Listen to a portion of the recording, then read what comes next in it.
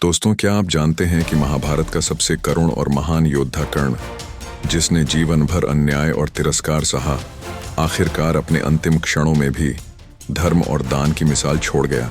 उसका अंत सिर्फ एक मृत्यु नहीं था, बल्कि एक ऐसी गाथा थी जो आज भी हमें सिखाती है कि सच्चा महान इंसान वही है जो विपरीत परिस्थितियों में भी धर्म का मार्ग नहीं छोड़ता। सुनते हैं कर्ण की वह अमर कथा, उसकी महान मृत्यु की कहानी। स्वागत है आपका विजडम ऑफ वेदास चैनल पर। अगर आप भी धर्म और इतिहास की इन गहरी कहानियों को सुनना चाहते हैं तो अभी सब्सक्राइब करें और घंटी का बटन दबाएं। जब कर्ण युद्ध भूमि में बुरी तरह घायल होकर मृत्यु की प्रतीक्षा में लेटा था, तब भगवान कृष्ण ने आखिरी बार उसके चरित्र की परीक्षा लेने का निश्चय किया। एक ब्राह्मण संत का वेश धारण करके कृष्ण उस वीर योद्धा के पास गए और धर्म के नाम पर भेंट मांगी। कर्ण उसकी विकट स्थिति को समझते हुए बोला, हे ब्राह्मण, इस अवस्था में मैं तुम्हें क्या भेंट कर सकता हूं? कृष्ण ने कर्ण को और भी जोर से चिढ़ाते हुए कहा, मैंने तो तुम्हें पृथ्वी का सबसे बड़ा दानवीर समझा था। क्या तुम इस वृद्ध ब्राह्मण को कुछ नहीं दोगे? कर्ण अपनी पीड़ा और थकान के बावजूद सोचने लगा कि वह क्या दे सकता है। उसने अपने आसपास खून से लथपथ धरती के बीच एक पत्थर देखा और उसे उठा लिया।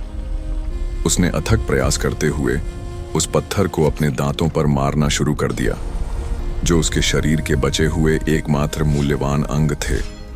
हर बार से उसे बहुत दर्द हो रहा था, लेकिन कर्ण तब तक डटा रहा जब तक कि वह अपने 2 सुनहरे दांत तोड़ नहीं पाया, जिन्हें उसने फिर भेषधारी कृष्ण को अर्पित कर दिया। कर्ण के दृढ़ संकल्प से प्रभावित होकर कृष्ण ने उसकी ओर परीक्षा लेने का निश्चय किया। उन्होंने अपना असंतोष व्यक्त करते हुए कहा, तुम एक धर्मपरायण ब्राह्मण को लार से सने दांत कैसे अर्पित कर सकते हो? इस कथन से कर्ण को गहरा दुख हुआ। अपने अटूट कर्तव्य बोध से प्रेरित होकर वह ब्राह्मण के अनुरोध को उचित रूप से पूरा करने के इरादे से अपने टूटे हुए धनुष की ओर रेंगने लगा। अपनी अपार शारीरिक पीड़ा के बावजूद कर्ण ने अपने धनुष पर डोरी बांधने के लिए एक धागा ढूंढ निकाला। हर प्रयास असहनीय पीड़ा दे रहा था, लेकिन कर्ण का संकल्प कभी नहीं डगमगाया। आखिरकार वह जमीन में एक बाण छोड़ने में कामयाब रहा और जहां वह गिरा वहां से शुद्ध जल की एक धारा निकली। इस जल से कर्ण ने अपने स्वर्णिम दांत धोए, उनमें से रक्त और लार साफ की और उन्हें ब्राह्मण को भेंट कर दिया।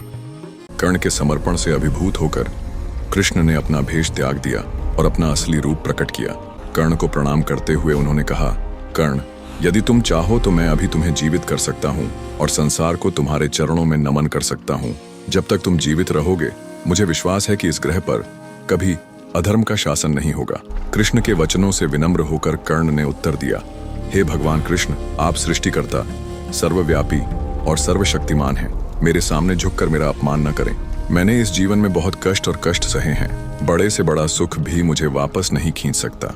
मुझे शांति से मरने दें और कृपया सुनिश्चित करें कि कर्ण की कहानी आने वाली पीढ़ियों को प्रेरित करे। मैं अनजाने में की गई किसी भी गलती के लिए क्षमा याचना करता हूँ। यह संसार एक ऐसा स्थान बने जहाँ धर्म का राज हो और सभी के लिए, चाहे उनकी जाति या मूल कुछ भी हो, समृद्धि सुनिश्चित हो। कर्ण की निस्वार्थता से अभिभूत होकर कृष्ण ने उसकी अंतिम इच्छा पूरी की। सूर्यपुत्र और कुंवारी कुंती के पुत्र कर्ण ने प्रार्थना की कि उनका अंतिम संस्कार अछूती भूमि पर किया जाए, ताकि उनके जीवन में व्याप्त दुर्भाग्य का चक्र टूट जाए। कृष्ण ने मुस्कुराते हुए उनकी प्रार्थना स्वीकार कर ली और ऐसी जगह की तलाश शुरू कर दी।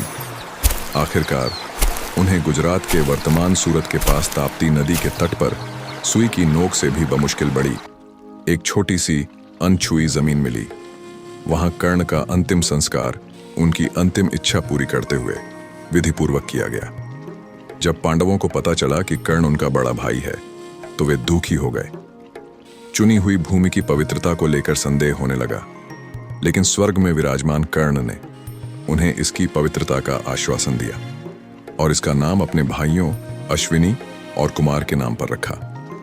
इस पवित्र स्थान को अन्य लोग कैसे पहचानेंगे, इस चिंता में कृष्ण ने भविष्यवाणी की कि वहां 3 पत्तों वाला एक अनोखा बरगद का पेड़ उगेगा। उन्होंने भविष्यवाणी की कि जो लोग इस वृक्ष का सम्मान करेंगे, उनकी मनोकामनाएं दानी कर्ण की दयालु आत्मा द्वारा पूरी होंगी।